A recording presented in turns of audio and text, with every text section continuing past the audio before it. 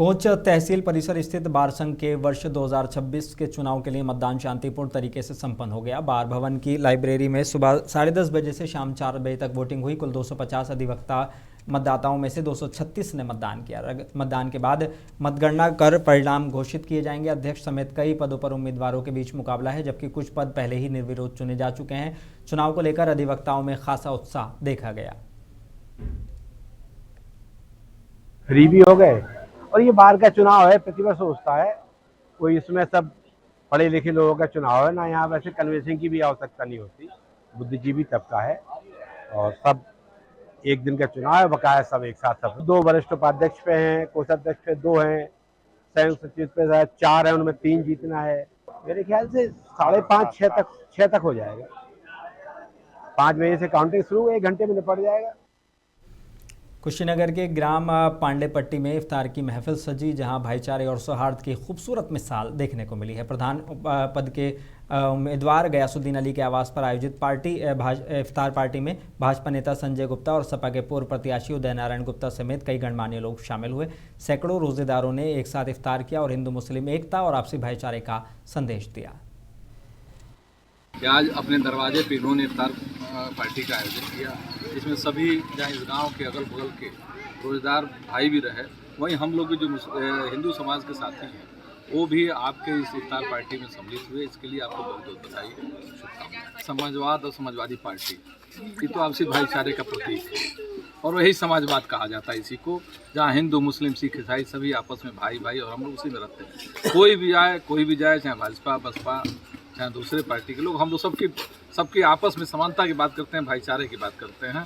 और इस इफ्तार पार्टी में जो भी सम्मिलित हुए उनको बधाई, शुभकामनाएं। हमारे लिए समाज महत्वपूर्ण है, कौन क्या राजनीति करता है। और लेकिन एक और आपको बता देना चाहता हूँ, भारतीय जनता पार्टी सबका साथ सबका विकास का राजनीति करती है, बल्कि जातिवाद में कभी नहीं मानती है। मुरादाबाद में दिल्ली लखनऊ नेशनल हाईवे पर आज एक भयानक सड़क हादसा हुआ। मनकड़ा मोड़ के पास तेज रफ्तार कार ईंटों से लदी ट्रैक्टर ट्रॉली से टकरा गई, जिसमें कार में सवार 4 युवक मौके पर ही झुलसकर मृत हो गए, जबकि एक युवक गंभीर रूप से घायल हुआ। मृतक उत्तराखंड के नैनीताल और हल्द्वानी के रहने वाले बताए जा रहे हैं। पुलिस ने मौके पर पहुंचकर शवों को कब्जे में ले लिया और घायल को अस्पताल भेजा। हादसे की वजह तेज रफ्तार और अचानक टक्कर बताई जा रही है, जाँच जारी है। देखिए, थाना मुडा पांडे में जो हाईवे है, बरेली दिल्ली हाईवे, उस पर एक मनकरा कट है जो मुडा पांडे थाना क्षेत्र में आता है। वहाँ पे आज सुबह 6:15 बजे एक गाजियाबाद नंबर की कार, टाटा की कार थी, वो आ रही थी बरेली की तरफ से। उसकी टक्कर एक ट्रैक्टर ट्रॉली जिसमें ईंट लदा हुआ था उससे हो गई और उसमें दुर्घटना बहुत ही अनफॉर्चुनेट और बहुत ही गंभीर थी। उसमें 5 लोग सवार थे, उसमें 4 लोगों की मृत्यु हो गई है और एक व्यक्ति जो संभवतः ड्राइव कर रहा था कार को, वो। अयोध्या में देर रात इमामबाड़ा जवाहर अली खां पर ईरान के supreme leader Syed Ali Khamenei की मौत पर ताज़ियती जलसा आयोजित किया गया। इस जलसे में हर धर्म और मजहब के लोगों ने हिस्सा लिया और खामेनेई साहब की बहादुरी और हक के लिए उनकी लड़ाई को याद किया। कांग्रेस के शरद शुक्ला और इंडियन यूनियन मुस्लिम लीग के डॉक्टर नजमुल हसन गनी ने अपने विचार साझा किए। शहर के कई मौलाना, डॉक्टर और वक्ताओं ने भी ताज़ियत पेश की। जलसा देर रात तक चला और पुलिस सुरक्षा व्यवस्था में मौजूद रही। जालौन के कोच कोतवाली इलाके के खेड़ा चौकी के पास पुरानी रंजिश को लेकर 2 पक्षों में जमकर खूनी संघर्ष हुआ। लाठी डंडों से हुई मारपीट में एक पक्ष के 3 लोग गंभीर रूप से घायल हो गए। दूसरे पक्ष पर आरोप है कि नशे में पति, पत्नी और बेटी को भी घायल किया। सूचना मिलते ही पुलिस मौके पर पहुंची और घायलों को सामुदायिक स्वास्थ्य केंद्र में भर्ती कराया। जांच जारी है। लड़का बैठे थे जो सब जन से बुझलो ये बैठी आए वे बंद के सो लठ देने लगे, सो उनका खून कर जाओ। कछु बात ही नहीं होती, नाती जैसे हो रही थी लड़ाई, जैसे अपना नाती से भीतर लड़ा रहे थे।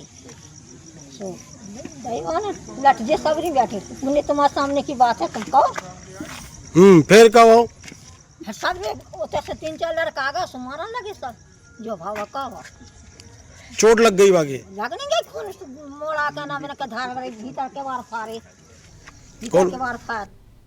जालौन में गोहन थाना इलाके में 15 साल के फहीम की संदिग्ध परिस्थितियों में मौत के बाद उसके पिता न्याय की मांग को लेकर दर दर भटक रहे हैं। पिता ने आरोप लगाया कि थाना स्तर पर शिकायत के बावजूद कोई कार्रवाई नहीं हुई। अब उन्होंने सीधे पुलिस अधीक्षक दुर्गेश कुमार को शिकायती पत्र सौंपकर निष्पक्ष जांच और नामजद आरोपियों की गिरफ्तारी की मांग की है। परिवार टूट चुका है और अब उन्हें सिर्फ न्याय चाहिए। पुलिस ने मामले की जाँच शुरू कर दी है। अपराध किया था, मैं गोहन थाना गए, ऊपर समाज कुछ नीचे से सुना नहीं वाली सर, मिट्टी पड़ी मिली में मेले के टाइम पर रास्ता पर रोड पे मारी मिली। कब की घटना है ये? 5 तारीख की घटना। अपहरण किया था बल्लू ने, 6 तारीख को मर्डर करके लड़के का वहाँ फेंक दिया बल्लू। थाने में हमारी कोई सुनवाई नहीं हो रही, वहाँ गाली गुली करके भगा रहे हैं हम लोगों को। भाई इतना डिफॉल्ट पैसा ही पी चुकी है कि हम मजबूर हो चुके, हम दे नहीं पाएंगे। वाराणसी में पुलिस लाइन में इस साल यूपी का पहला पुलिस संग्रहालय खोला गया है। एसीपी ईशान सोनी ने बताया कि संग्रहालय में दशकों पुराने हथियार और पुलिस से जुड़ी वस्तुएं प्रदर्शित हैं। ये सुबह 10 बजे से शाम 6 बजे तक आम जनता के लिए खुला रहता है। संग्रहालय में सुरक्षा व्यवस्था कड़ी है और पुलिसकर्मियों की ड्यूटी लगी रहती है। उत्तर प्रदेश पुलिस के द्वारा वाराणसी में बता दें असलहे का संग्रहालय जो कहा जाता है कि एक बड़ी कामयाबी सीपी मोहित अग्रवाल के द्वारा की गई है।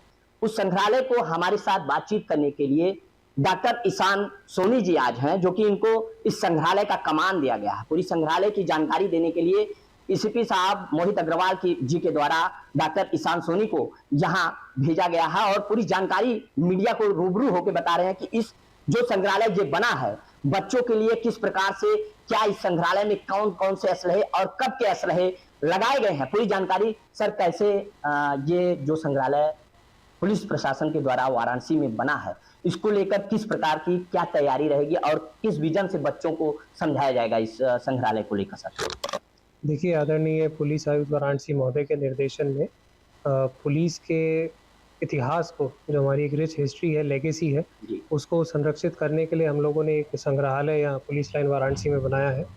इसमें पुराने अंग्रेज़ों के ज़माने के और हमारे इंपीरियल पुलिस के, सिविल पुलिस के, हम लोगों ने डॉक्यूमेंट्स जैसे क्रिमिनल गैजेट, डॉजियर्स, ये सब हम लोगों ने यहाँ पे संरक्षित किए हैं। साथ ही साथ जो पुराने असला जो अब कंडेम हो गए हैं, जो पुराने ज़माने में यूज़ किए जाते थे, वो यहाँ पे संरक्षित किए गए हैं। और मॉडर्न इक्विपमेंट्स जैसे मॉडर्न वॉरफेयर के लिए, अर्बन वॉरफेयर के लिए और क्राउड कंट्रोल के लिए जो गियर हम लोग यूज़ करते हैं, वो भी यहाँ पे डिस्प्ले किया गया है। साथ ही साथ पुराने ज़माने की वर्दी जो आजकल प्रयोग में नहीं है, प्लस जो मॉडर्न हमारी जो प्रेजेंट वर्किंग यूनिफॉर्म है, ये सब यहाँ पे डिस्प्ले लगाई गई हैं ताकि आम जनता उससे प्रेरित हो, बच्चे उससे प्रेरित हों, पुलिस में भर्ती होने के लिए प्रेरित हों। साथ ही साथ हमारे अपने लोग भी अपने खुद के इतिहास को न भूलें, इसको इसीलिए संरक्षित करने के लिए संग्रहालय बनाया गया है। ये संग्रहालय जो बनाया गया है सर, पुराने चीज़ों को दिखाने के लिए, पुरानी यादों को लाने के लिए संग्रहालय निर्माण किया गया है यहाँ। जी देखिए, वही इतिहास जो हम लोग अक्सर भूल जाते हैं, उसको संरक्षित करने के लिए हम लोगों ने संग्रहालय बनाया है। और इसमें साथ ही साथ उनको आज की जनता को प्रेरित करने के लिए, आज के बच्चों को प्रेरित करने के लिए भी मॉडर्न इक्विपमेंट्स भी इसमें डिस्प्ले किए गए। तो ये देखिए मॉडल इक्विपमेंट जो कि डॉक्टर ईशान सोनी जी ने बताया कि ये संग्रहालय का क्या महत्व है। वाराणसी से मुंशी टीवी से पंकज तिवारी। उत्तर प्रदेश के मुजफ्फरनगर में आगामी जनगणना 2027 को लेकर प्रशासन ने तैयारियां तेज कर दी हैं। भोपाल रोड स्थित एसडी पब्लिक स्कूल में फील्ड ट्रेनरों के लिए 3 दिवसीय प्रशिक्षण कार्यक्रम का आयोजन हुआ, जिसमें जिलाधिकारी उमेश मिश्रा ने प्रशिक्षण का निरीक्षण किया। प्रतिभागियों को हाउस लिस्टिंग, हाउसिंग जनगणना, डिजिटल एप्लीकेशन और फील्ड संचालन की जानकारी दी गई। डीएम ने कहा कि जनगणना राष्ट्रीय महत्व का अभियान है और इसे जिम्मेदारी, पारदर्शिता और गोपनीयता के साथ करना आवश्यक है। प्रशिक्षण 16 से 18 मार्च तक चलेगा। आने वाली जनगणना को कैसे बेहतर ढंग से किया जाए, भारत सरकार के निर्देशों का 100% पालन किया जाए और उसको नियमों के अंतर्गत कुछ ढंग से कैसे की, उसके लिए हम जो हमारे मास्टर ट्रेनर हैं उनकी ट्रेनिंग दे रहे हैं और हम लोग सुनिश्चित कर रहे हैं कि यह जो ट्रेनिंग हो बहुत बेहतर हो और सुव्यवस्थित तरीके से हो, सभी को अपनी जानकारी हो, जिससे फील्ड लेवल कर्मचारियों और अधिकारियों को। मुजफ्फरनगर के शाहपुर पुलिस ने अवैध हथियारों की तस्करी करने वाले गिरोह को दबोच लिया। चेकिंग के दौरान 4 आरोपियों को गिरफ्तार किया गया, जिनके कब्जे से 7 पिस्टल, 32 बोर, 3 तमंचे, 315 बोर, 6 जिंदा कारतूस और तस्करी में प्रयुक्त स्विफ्ट कार बरामद की गई है। गिरफ्तार आरोपियों में आकिल, फरहान, मोहम्मद तालिब और शाहरुख शामिल हैं। आरोपियों ने बताया कि वो मेरठ से हथियार खरीदकर पश्चिमी उत्तर प्रदेश के कई जिलों में सप्लाई करते थे। पुलिस ने आयुध अधिनियम के तहत मुकदमा दर्ज कर अन्य सदस्यों की तलाश शुरू कर दी है। देखिए, 4 लोग गिरफ्तार किए गए हैं। टिप ऑफ मिला था पुलिस को जो है, जिसके आधार पर 4 लोग गिरफ्तार किए गए हैं। इसमें आकिल, फरहान, मोहम्मद और शाहरुख चारों मेरठ के रहने वाले हैं। इनके पास से 10 असलहे बरामद किए गए। इसमें 7 पिस्टल है 32 बोर की तथा 3 तमंचे 315 बोर के हैं। कारतूस बरामद किए गए हैं तथा एक स्विफ्ट कार बरामद की गई है DX 9007 और इस प्रकार से एक बरामदगी की गई है। अब तक मैं बता दूं कि जनपद मुजफ्फरनगर में SP RA CO बुढ़ाना उनकी टीम के नेतृत्व में 400 के आसपास असलहे बरामद किए गए हैं। और उत्तर प्रदेश के अमरोहा में स्कूटी चोरी का एक अनोखा मामला सामने आया है। एक युवक स्कूटी देखने के बहाने एजेंसी पर पहुंचा और फोटो खिंचवाने की बात कहकर स्कूटी के पास खड़ा हो गया। इसी दौरान मौका पाकर उसने स्कूटी स्टार्ट की और लेकर फरार हो गया।